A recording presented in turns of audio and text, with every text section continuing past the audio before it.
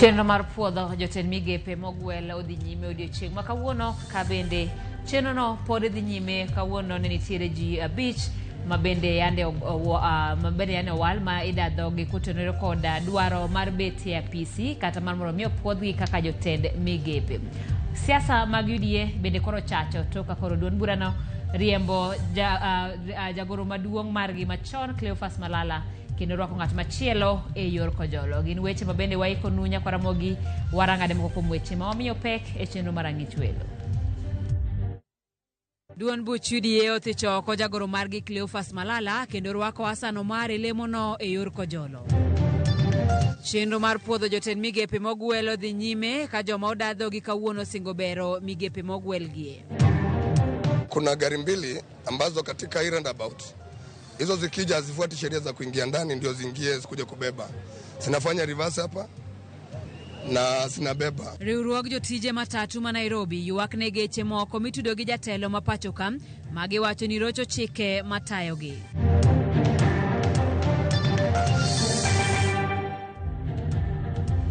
Wanyalo lalore kolure koda weche manyien gi kokale namba mar ote machuok en 3:600 bende yudowa kanyo e mbui mar Facebook Ramogi TV, wayudowa achiel kachiel e mbui mar YouTube Ramogi TV, bende yudowa kanyo e mbui mar Instagram kachiel kod mbui mar X. Nyinga Simfroz Okinda, jaloko marwa en Wilson Ochuka.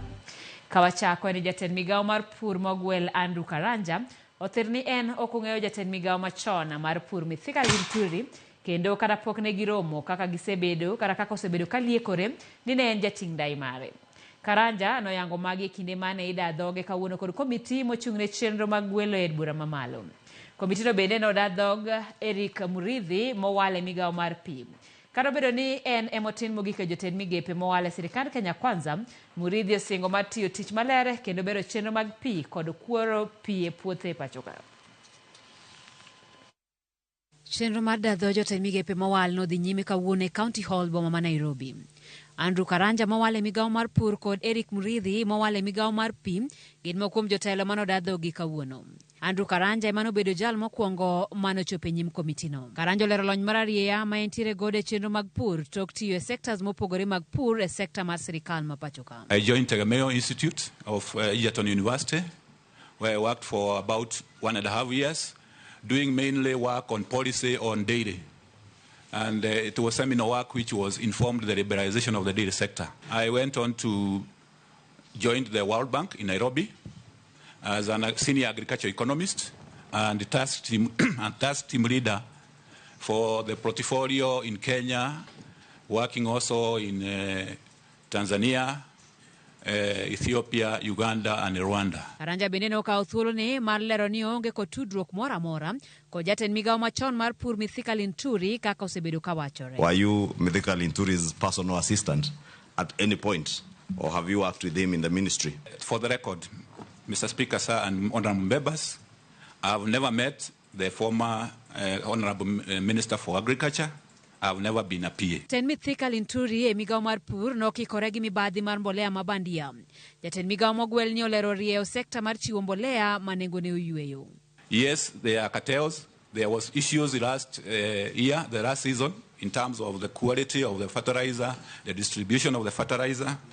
And I would handle, if approved by this committee and the House, this is one of the areas which I would like to work hands-on to make sure that the farmers are getting the right fertilizer at the right time and the quality is okay. Karanja bende ogolo siem mager ne achudhe kolero ni kopwodhe to biro tieko mibadhi e sekta no. I'm saying I'm giving a notice on cartels.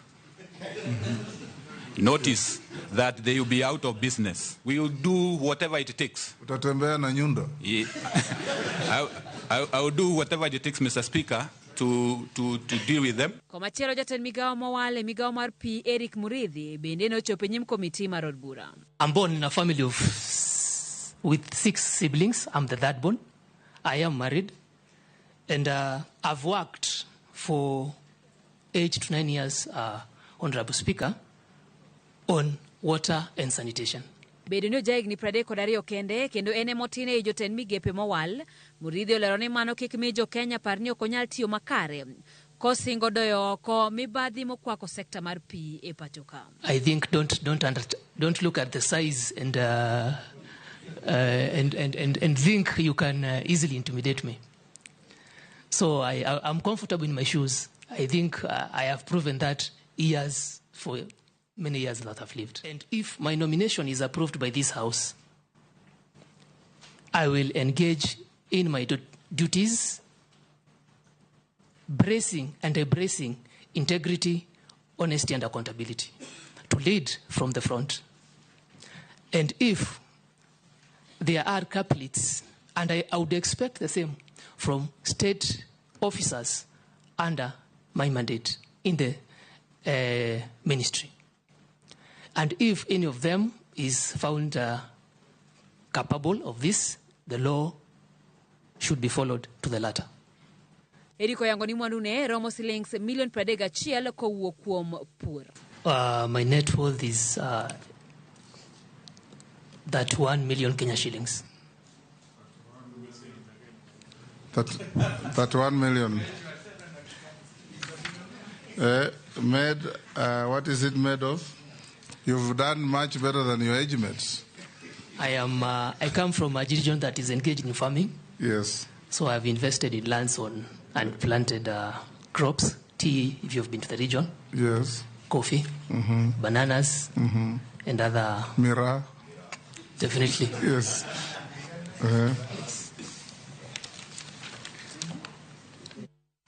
Kopogore gi mano ni jagoro maduong' mako jolo mar duond bura mar UDA Hassan Omar koro singo duoko duond burano e wang'e to kuku maduong' mar duond burano thicho oko Cleophas Malala kaka jagoro mare. Hassan ne omile monotok romo mar kukuno mane obagi okinyi kogwen. To kaka jafwambo mar Eric Owenga lero, duond bura mar UDA osebedo kakalo e tungni mag telo e kuma koni kod kocha. Duond bura mar UDA osebedo kayudre kama tek ahinya to jumani e telo mare. Gino mabende tich adek mar jumani ne omiyo jago moro mong'ere kaka Joe Halwande oyudo hinyruok kane Eric Obiria Peace kaka jagoro mar chama tok yangore en owuon.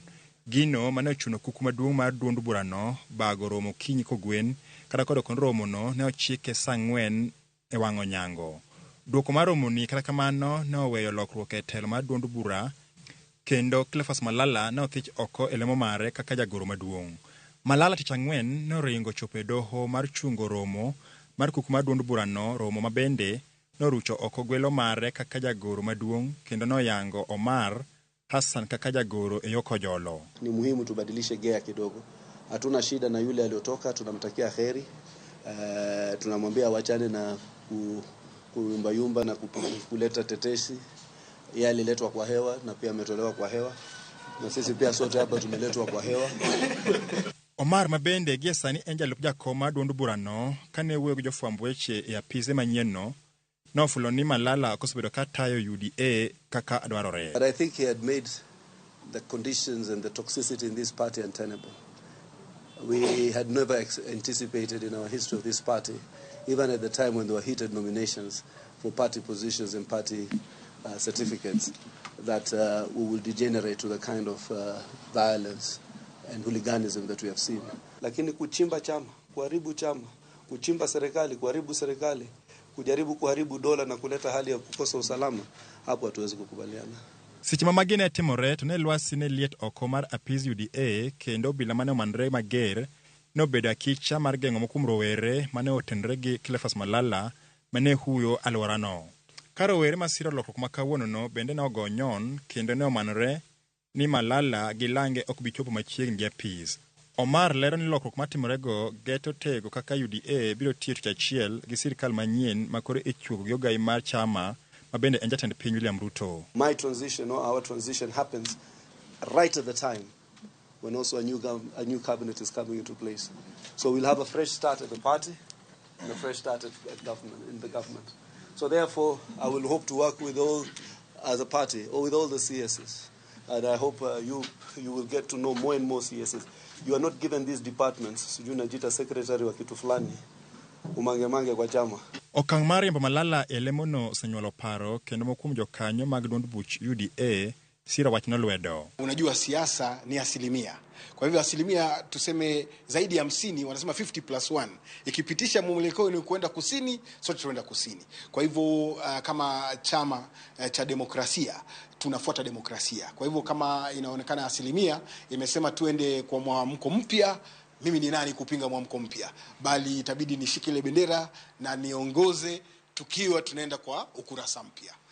Jonon siasa mathurka koroda beda kicha kakeng'iyo kabende wokmar Cleophas Malala kaka jagoro maduong' mar duond bura mar UDA kendo donjo mar Hassan Omar bro chiwo thuolo makende mar tieko ywaruok mosebedo kadhi nyime e duond bura ni. Seche mabende jatend piny William Ruto koro keto ikruok makare ka wang'e duto ng'iyo yiero maduong' ma higa 2027. Eric Owenga, Ramogi TV, Nairobi. Kapod wantiere welo mar jagoro maduong' mar UDA ni jokanyo mag duond buche UDA kaunti ma Mombasa opako kang' ma duond burano okawo mar walo jaod bura mar Iyala Hassan Omar Sarai kaka jagoro maduong' ma kojolo mar duond burano. Kane giloso e lap ma Makadara Mombasa kama ne gibage nyasi madundo mar rwako welo makamano, gikoni okang' ma duond burano okawo koro miyo gi mijing'o mar neno ni gidhi nyime kod chenro mag lombo jopiny donje duond burano. Bende giseyo jaod bura manyali Mohamed Ali magituoni temo pogo jokanyo mag duond burano. To chutho kaluwore gi weche mane oposo e nyim jatend piny Kenya William Ruto konyise ni kik odonjre e siasa ma Mombasa. Na tumekumbukwa sisi wanamvita na mvita ni Ulaya. Yote 9-10 UDA tutakuletea kura nyingi boss.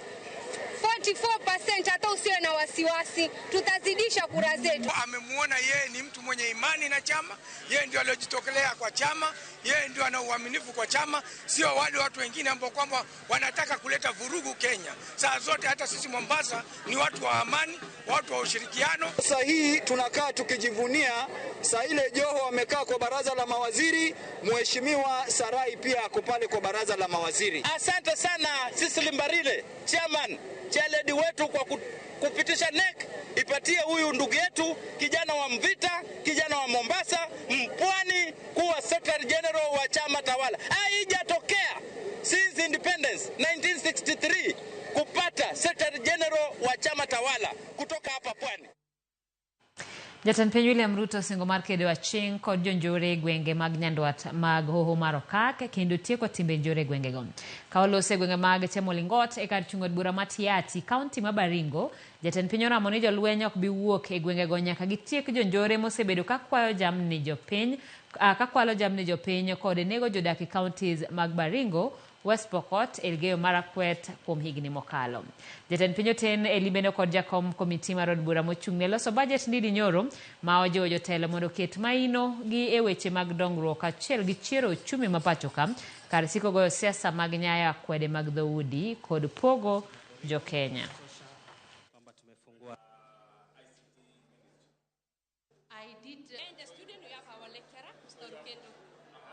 We have vital organs over here that are actually demonstrated on this model. Yeah, we do this. Hapa tuko na wanajeshi zaidi ya 3,000. Hapa tuko na askari polisi zaidi ya 2,000. Mimi nililete baada ya uchaguzi. Na hawawezi kuondoka sehemu hii mpaka amani ipatikane, na nimesema tutajenga permanent barracks hapa. Tutakuwa tuna train wanajeshi hapa. Tutakuwa tuna train polisi hapa. Na wale wanafikiria kwamba ati tutakuwa hapa alafu tuondoke, fikirieni tena. Hatuondoki mpaka hii dunia ikae salama. Mambo ya insecurity imepungua. Na vile tunajua Your Excellency, sio rahisi kumalizana na mwizi. Mambo ni polepole hadi hiyo mambo ya ujinga ya wizi itaisha peke yake. Maneno ya viongozi tulimaliza na uchaguzi. Sasa ile muda iko, tuache fitina kidogo kidogo sasa kama viongozi. Wacha maneno yetu ya kuongea ikuwe ni bei ya maziwa. Maneno ya kuongea ikuwe ni vijana wenye wanapata kazi. Maneno ya kuongea ni kuteka kama hii KMTC hapa. Maneno ya kazi ya Wakenya wanataka tufanye, kwa sababu hiyo ndio inapeleka Kenya mbele. Uchumi wetu mimi naona umekarabati sana rais. Na umekarabati Jalup jatend piny Rigathi Gachagua yango ni onge kod seche mag siasa ka sani gima chande en mana konyo jatend piny William Ruto e tayo sirikal neno ni ochumi odok e yo makare kod kelo dongruok e piny. Gachagua wacho ni ochano kelo lokruok e sekta mar pur, kedo kod yedhe mamero ji kod konyo jatend piny. Magi biro seche mamoko kuom jotelo osiro lwedo okang' mar jalup jatend piny e tayo weche dongruok, kendo kwayo jowetegi ma od bura mondo oked kod midhiero ma piny Kenya kale kata kaka rowere kaka achiel kuom gin rowere koso tije. Oyango mage gwenge ma Murang'a kama no yuore nyasi e kanisa mar ACK Thika Memorial Church. That is being extremely insensitive with Kenyans.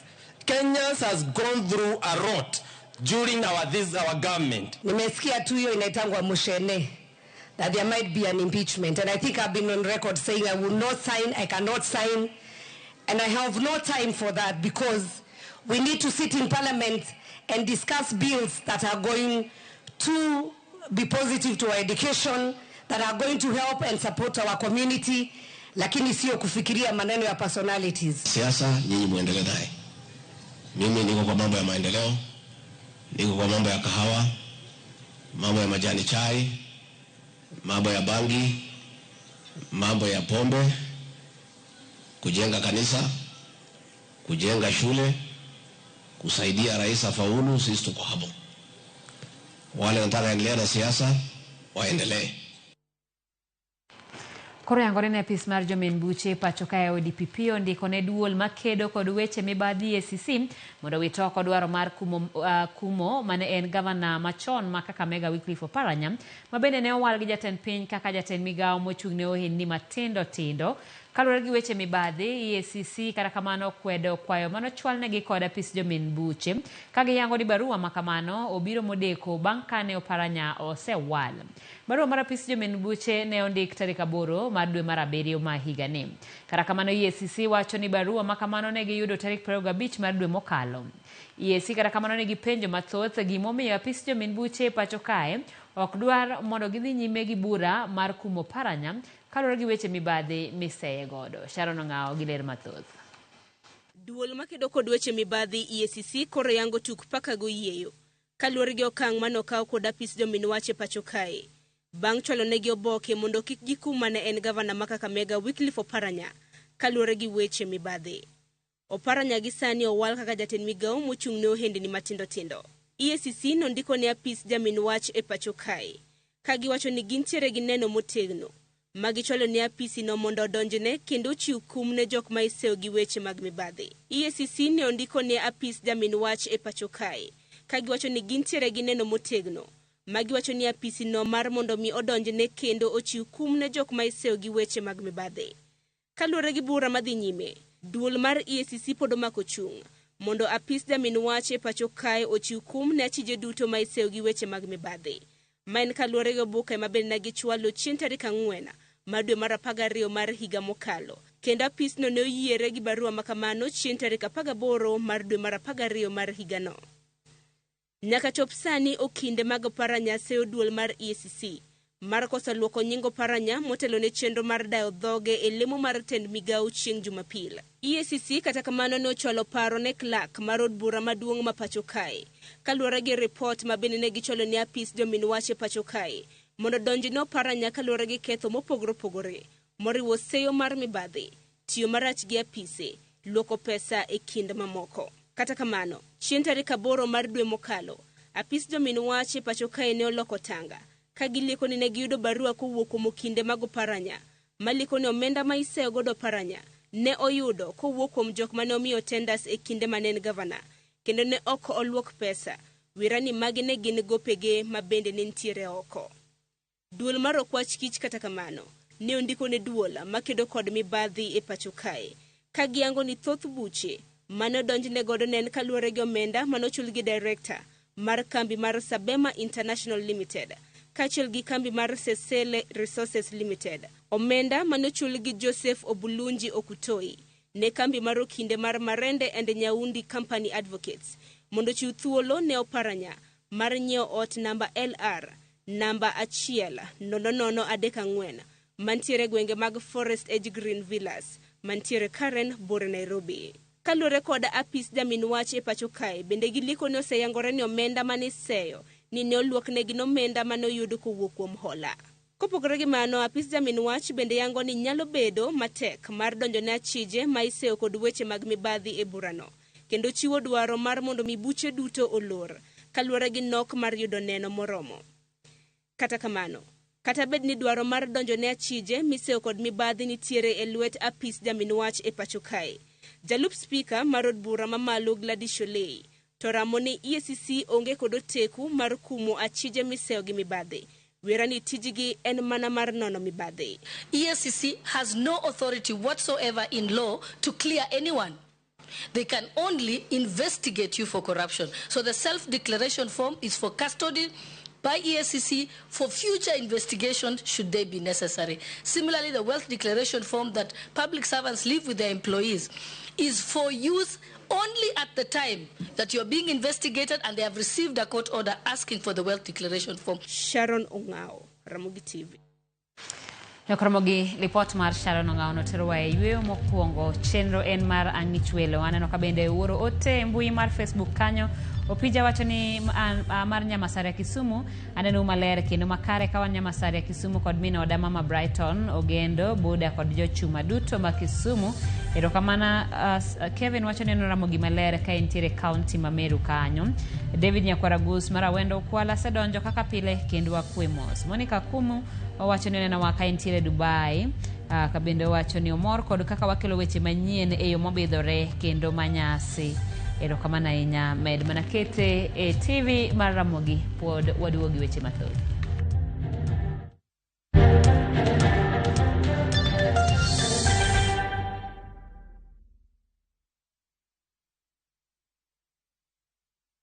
Ageno ni ano kawiro makeup mang'eny ahinya. Angadio ni nitiere nyako kae momori ahinya. Introducing Kundali Bhagia in Luo. This is a story of two sisters who lost their father, and in their quest to find their mother in another town, they find love.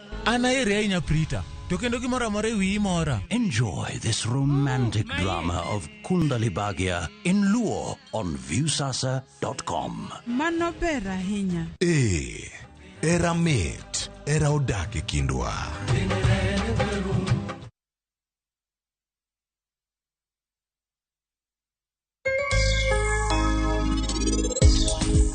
Ngena temo ng'iyo ka wachal kodi. Ngena sega suspect ni samori nyalo bet ka owadwa manonyuol kano. Kanyo nitie karata midugo.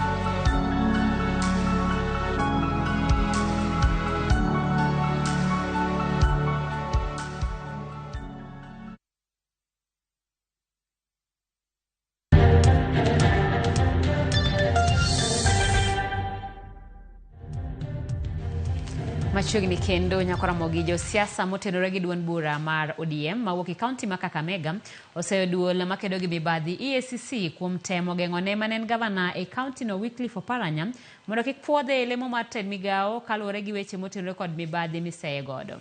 Kane giloso romo mane okelo kanyakla jokanyo mag ODM e kaunti ma Kakamega, josiasa go kotelnegi kod gavana ma Kakamega Fernandes Barasa okwayo duol makedo kod mibadhi e pacho kae EACC mondo wek donjore e bura ma kamano. Wirani apis jomin buche pacho ka ne osetieko burano kendo luoko nyingo Oparanya e wi bura mar mibadhi manodonjne godo. Bende gikwayo put mapuodho jotend migepe mondo puodho Oparanya ne lemo mar tend migao. Wirani owinjore gi lemo ma kamano.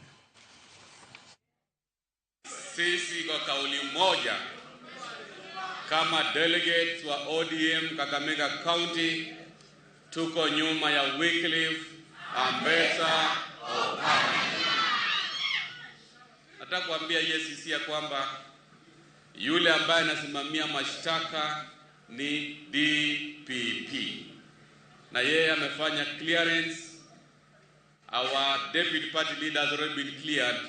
Na pia tunaambia appointments committee ya bunge ambayo inaongozwa na speaker kwamba wao wafuate sheria, na wakifuata sheria wampitishe Wycliffe Ambetsa Oparanya.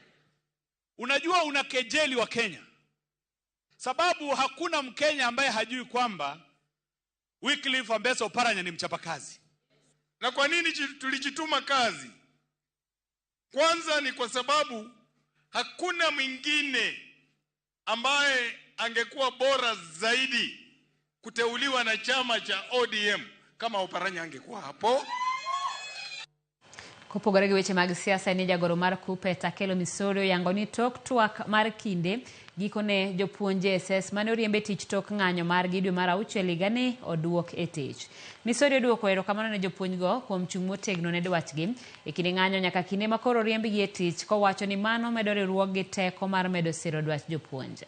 Kata kamano owacho ni kata bed ni oduogi e tich kendo barupe mag riembogi owito oko, dwaro mane ging'anyone ok okete tim, komedo ni gibiro bedo kod romo e wi keto e tim dwaro makamago.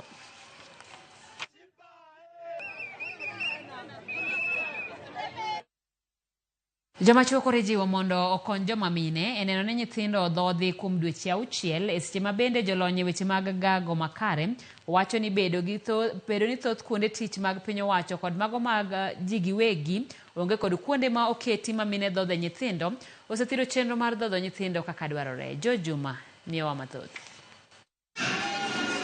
Tarik 1 nyaka tarik 7 dwe mar 8 mar higa ka higa gin ndalogo wabende koro piny mangima ji wechego mag dhoth mag nyithindo. Jolony e wechego mag thieth kod chiwo makare wacho ni nyathi ka onyuol to e kinde mar saa 1 ka onyuole onego miye chak mar thuno mabende onego bende koro dhi nyime kuom dweche 6 kok miye chiemo mora mora. Miyo konyuolo nyathi sama go nyathi piny owinjo bende odhodho nyathino kuom dweche 6 mokwongo kok omiye gimoro amora. Owacho ni bang' sama 1 mokwongo owinjo beni kapok saa 1 orumo owinjo beni oseketo nyathine thundo mondo nyathino chak dhodh. Maziwa ya mama inatosha, maana iko na kinga ndani yake, inazuia magonjwa. Lakini ile tunaelimisha kwa saizi ni kwamba hata wakati mama ameingia kazini, amerudi kazini baada ya miezi 3 ile ya likizo, ni vizuri anatoa maziwa na anaiweka katika fridge na anawachia yule ambaye mlezi ambaye atakuwa analea mtoto. Tich ma dhodho nyithinde kinde ka kinde osebed kawe mane joma mine kende. Kata kamano jolony e mag chiemo wacho ne joma chuo nitiere kod ting' maduong'. Wadwaro ni joma wuone ginyalo konyo mine tije matindo tindo mag ot koponi onge ng'at mo ondiknegi ma ginyalo tiyogo. Wuone kik wakel koko e ot. Mama kobedo kod koko chuno ni koro kata golo chak maber bro bedo matin. Ka opo kono ni mimo dhodho nyathi oyudo gago makare. Joseph Odhiambo jalony e wechego mag chiemo wacho ni seche ma miyo dhodho nyathi wuon nyathi koro nego gwony ng'e min nyathi mondo chak owuog makare. Onyalo biro bedo buta mama madhodho machiegni komulo diere ng'eye machiegni mondo mi chak omedre maber.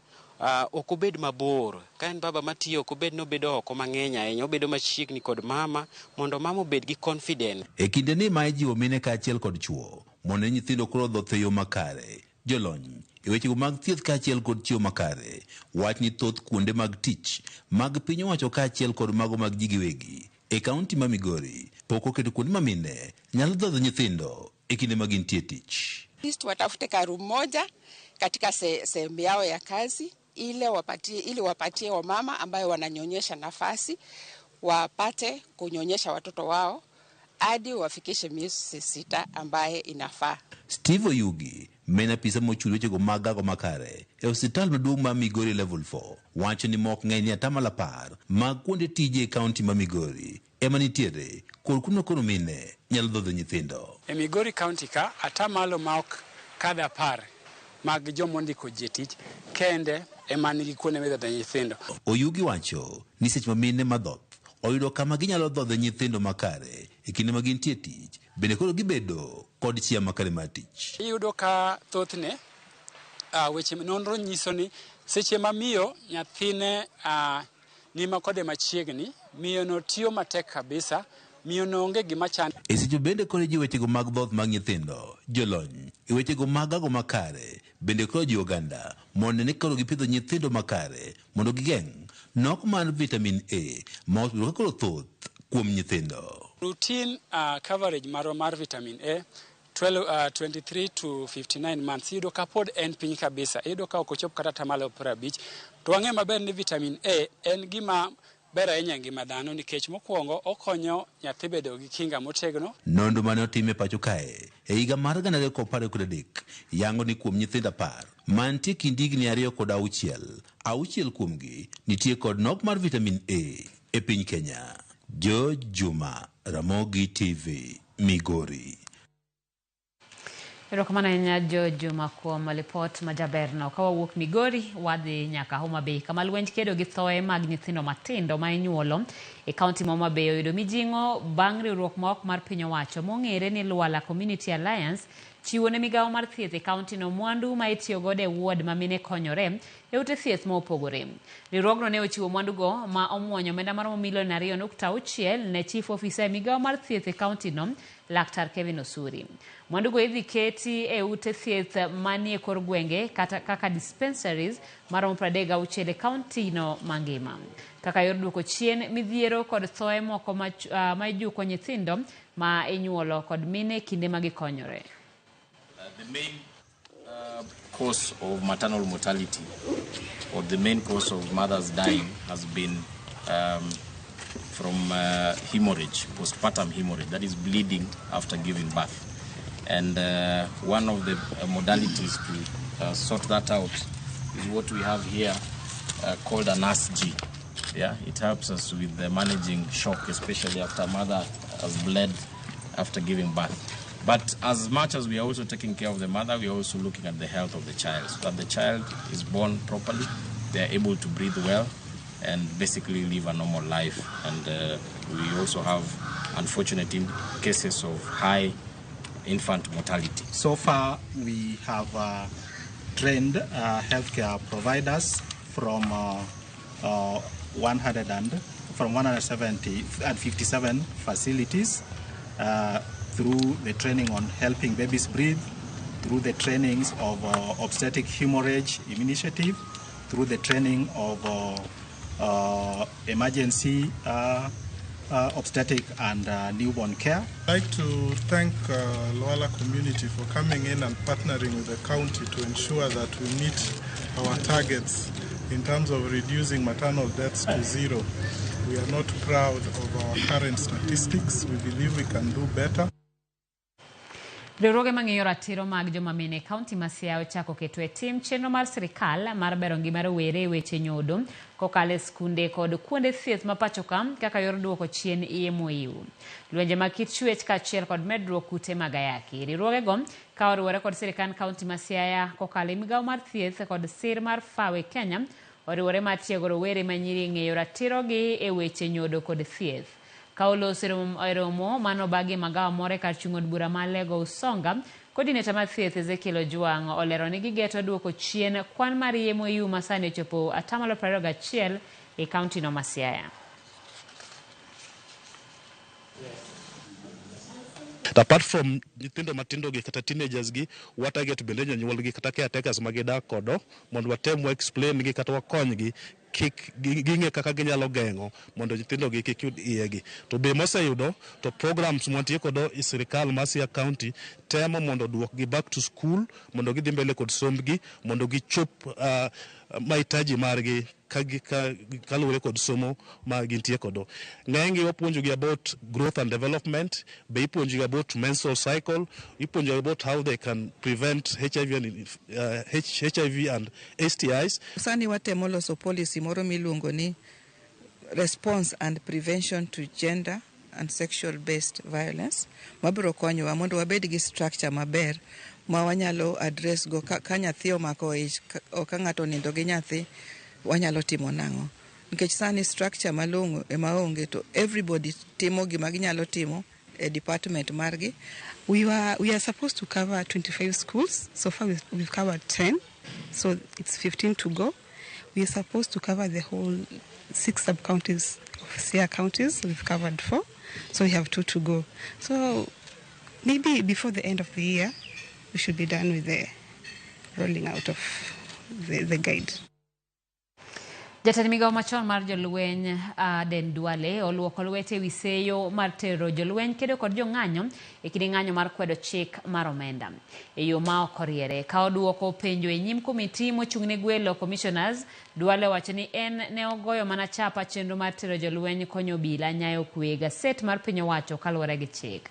Kaka jafwambo marwa Chris Oino leronwa, Duale osingo mar wito oko obok mag lope mag josiasa kod apisas madito e sirikal mane oyako bunge mag sirikal ponono ni opuodhe mar telo ne migao mar bunge kod alwora.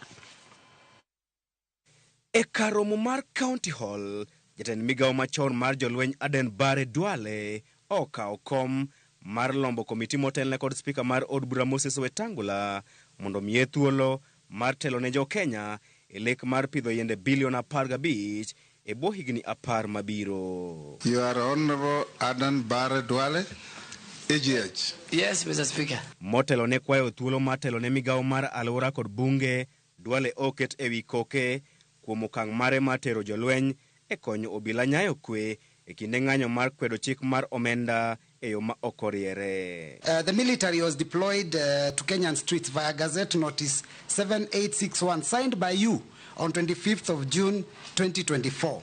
Now, unlike police that use tear gas, canisters, batons, rubber bullets, water cannons, the military is known for live bullets, grenades, assault rifles, tankers, and bombs.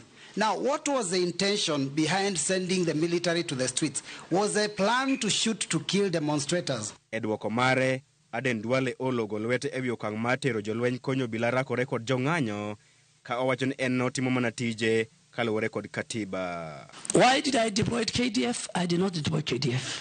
The framers of the Constitution put Article 241, 3B, and 3C in the Constitution. Article 132 of the Constitution obligates the President to protect the other arms of government. He is the chair of the National Security Council. That day, the Office of the Chief Justice and the Supreme Court, as an institution, was under threat, under attack. Parliament and the colleagues sitting here, if KDF did not come to assist the other security agents, God forbid, many members of Parliament could have died. Duale wacho ni okang' makamano ne en marito apise madito mag sirikal bang' jong'anyo wang' od bura mamalo tarik 25 dwe mar auchiel higani. Ours was to protect key institution. Parliament is a symbol of democracy and governance. It is a home of the people's representatives. Mr. Speaker, all my life in Parliament, people used to come and present petitions. And any member of Parliament who's outside, near the gate, used to receive and take it to the office of the clerk or the office of the speaker. I have never seen where people want to come and ban Parliament. Ewi migao mare manyien, Duale oketo e nyong'ong ongoke mosebedo kayako lope mag sirikal ka owacho ndalo magi orumo. If this house approves me, in the first 30 days, working with the Minister for Lands and other government agencies, a number of titles, including and belonging to big people in government, some of them members of Parliament, will be revoked. I will revoke those, and I am ready to bear the consequences. Ne omedo wacho ni moko kuom ongoke makamago gin apisas madito e sirikal ka achiel gi jo od bura. There are people who got illegal title deeds, and I think it will be the first place I will visit, and also with the Committee on Environment, and I hope the chair is a member of this committee, my chair. We will visit, and please, Mr. Speaker, some of your members might be casualties. No problem. If you do what is right, we will support you. Jatend migao mogwel mar weche mag wuoth David Chirchir bende omako bao mar yudo sir mag jokanyo mag komitino e lemo mare manyien. Chirchir oyudore kama tek e wi chenro mar bero paw ndeke maduong' ma JKIA kod kambi mar Adani. Ne osiro lwedo chenro makamano ka owacho ni odhi ting'o malo rang'iny mar paw ndeke ma JKIA, kata kamano okaw chung' ni sirikal nyaka kaw pach jopiny. Really get Kenyans to understand, get everybody to understand, is Adani a deal we should do? Is it going to help Kenya? Vis-a-vis what I just said, this is an off-balance sheet upgrade of Kenya Airports Authority. If we can't do it as a government, can we allow a private sector player to do it on reasonable but competitive cost or return on capital? Ong'wengo kod nyawawa mag tero jolweny mapacho kae KDF konyo apisas mag obila e kedo kod jong'anyo e kinde ng'anyo mar kwedo chik mar omenda ochieno jatend migawo machon ma jolweny Aden Duale e kinde mane ochopo nyim komiti magoyo kogno jotend migepe mogwel. Chris Owino, Ramogi TV, Parliament Buildings, Nairobi.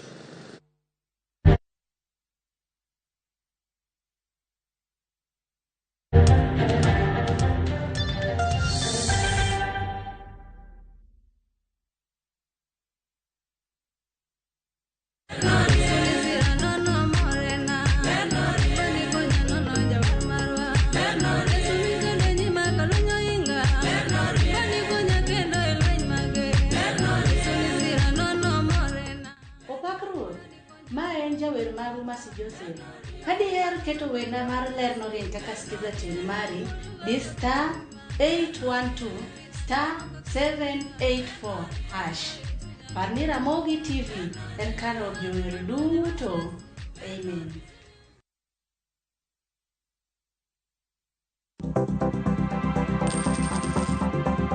Mondo mi ikungo omenda e yo mayot kendo e yo mowinjore, onego ibed kod paro mar kungo dwe ka dwe, juma ka juma, kata odiochieng' kodiochieng'.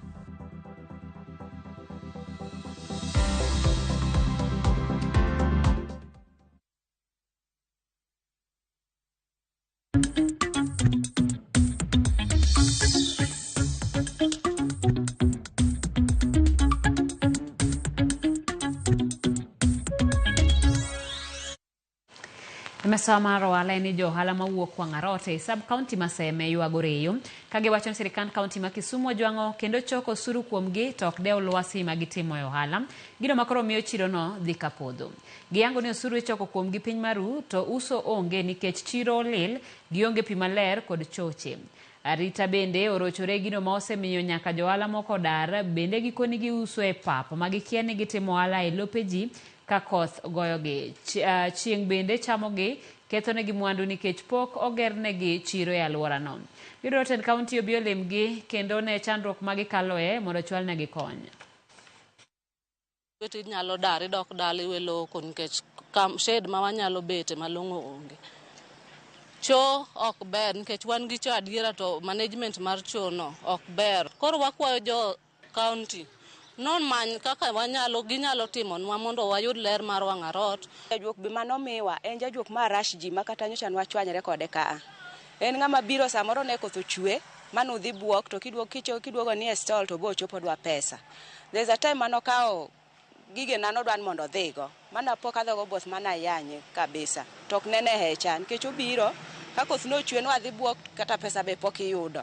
Koro wasedhi nyaka e office marwa mar administrator mani Kombewa. Wasewuoyo e weche mang'eny to response onge.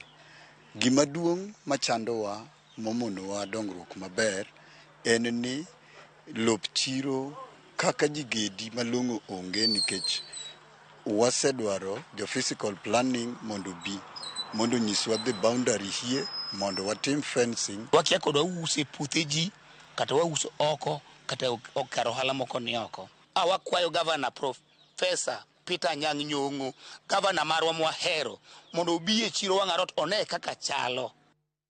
Riwruog nyamburko mating'o jowuoth Matatu Crew Association ywak ne nyamburko moko e chuny boma Nairobi magiwacho ni ok luw chike mag apaya. Kotelnegi kod jakom riwruogno Wilfred Bosire giyango ni nyamburko go mawachore ni mag nyathi jatelo moro ma pacho ka ok osebedo kaluwo chike mag apaya ni mar kata ok gindikore e sako kaka dwarore. Gimedo ni giseoro ywagi ne jotend obila mag apaya ma boma Nairobi manyaka sani pok okawo okang' moro amora.